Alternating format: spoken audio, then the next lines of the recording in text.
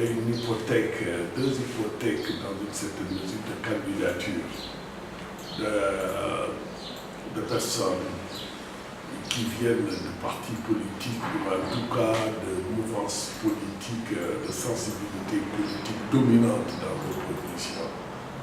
Et il y a des risques qui soient éliminés par des techniques d'écrémage politique de candidats. Ça, c'est la première atteinte. Et c'est la première fois, c'est inédit dans l'histoire politique du Sénégal. C'est inédit également le système de parrainage qui n'a jamais existé et dont on ne maîtrise rien du tout, qu'on n'a jamais testé nulle part. Je veux dire, même on aurait pu le tester lors d'élections locales, je ne sais pas. Mais en tout cas, ça pose énormément de problèmes. Il y a également ce que j'appelle le détournement d'objectifs de certains partis politiques.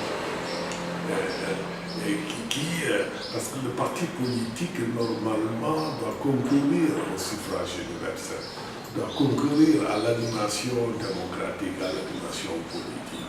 Mais ce qu'on voit, c'est que la plupart, beaucoup de partis politiques sont devenus des partis insulteurs, entre guillemets. Insulteurs qui n'ont comme fonction que la destruction de l'autre et ne proposent pas d'agenda, d'offres politiques. Or, à mon avis, l'essence même des partis politiques, c'est de, soit en coalition, soit seul, d'offrir un agenda politique de gouvernance qui est maintenant légitimé par le vote. Donc pour moi, quand je dis alerte rouge, c'est aujourd'hui, on assiste même la désertion des intellectuels du champ politique. C'est-à-dire qu'ils ne prennent pas position. Ils ont laissé le champ à ce que j'appelle quelque part ceux qui cherchent à capturer l'État et qui capturent l'État pour des positionnements individuels, pour des positions carriéristes. Aujourd'hui, quand vous voyez certains, entre guillemets, les pseudo intellectuels qui sont dans le pouvoir, ils n'apportent pas de valeur ajoutée par rapport à ceux qui sont dans ces partis-là et qui n'ont vocation que d'être cuillères ou d'être insulteurs. Je veux dire qu'aujourd'hui, on ne voit pas, par exemple, des prises de position même des intellectuels qui sont au pouvoir sur des questions démocratiques, sur des principes démocratiques qu'on n'élimine pas un adversaire politique. La gestion du pouvoir, c'est la gestion, aujourd'hui quand on prend le pouvoir, une des premières priorités, c'est comment améliorer le processus démocratique. C'est pourquoi je dis la désertion des intellectuels.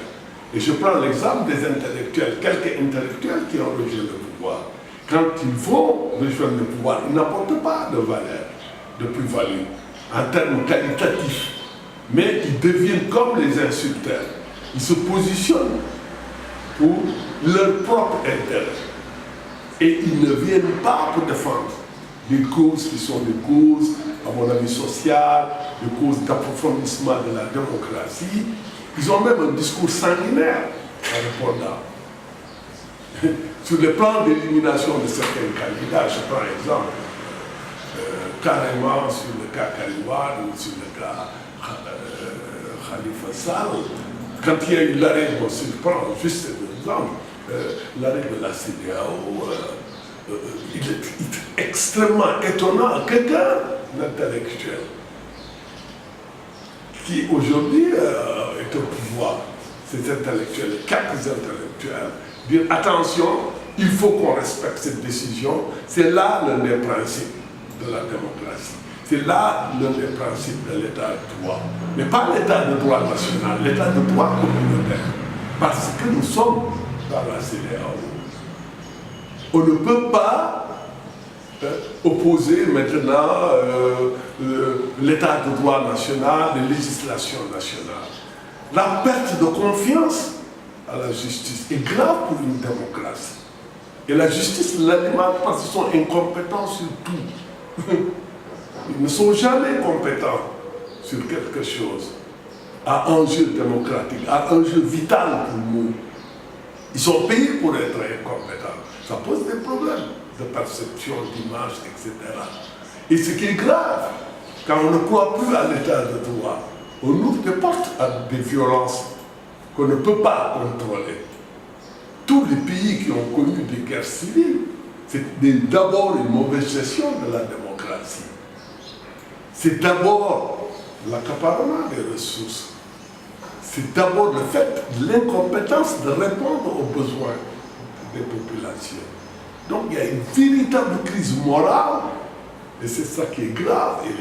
Et je regrette que beaucoup d'intellectuels, même non partisans, ne participent pas à la sauvegarde de l'état de droit, en manifestant, par exemple, en publiant des manifestes de sauvegarde de la démocratie, en dénonçant ceux qui ont pris la République et qui utilisent les moyens de l'État pour ne pas approfondir la démocratie, pour ne pas mettre en place, à mon avis, des process de réponse aux besoins vitaux des populations, mais c'est le positionnement dans l'appareil d'État. Donc bon, si vous voulez, c'est bien dit, la parole est beaucoup plus occupée par ceux qui ont intérêt à ce que le pouvoir reste en place. Or nous, notre préoccupation, ce n'est pas que le pouvoir reste en place, c'est que le système démocratique fonctionne avec des possibilités d'alternance démocratique. Voilà. Donc pour moi, aujourd'hui, quand je parle d'alerte rouge, les nuages qui s'amoncellent sur notre démocratie, notre société, avec un environnement de violence, au niveau même sous-régional, etc., avec cette possibilité qu'on voit dans d'autres pays de passer à l'acte au niveau sous forme même de terrorisme, ce qu'ils appellent, etc. Attention, c'est grave. Parce que si, je ne parle pas comme ça, si aujourd'hui on restreint la possibilité de la compétition démocratique et de laisser au peuple le choix de choisir librement, attention. C'est pourquoi je parle d'alerte rouge. Les intellectuels se taisent.